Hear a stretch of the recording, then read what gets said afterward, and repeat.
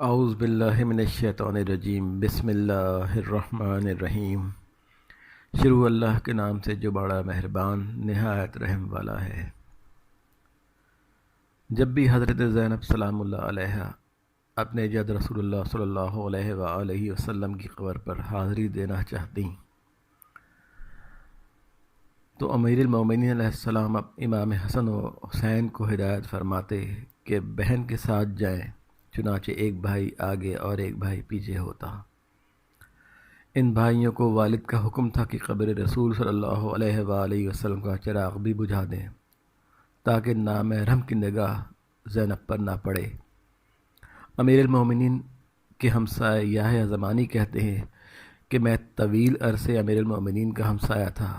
اللہ کی قسم اس عرصے میں مجھے کبھی حضرت زینب نظر نہ آئیں اور نہ ہی ان کی آواز سنی۔ اللہم صلی علی محمد۔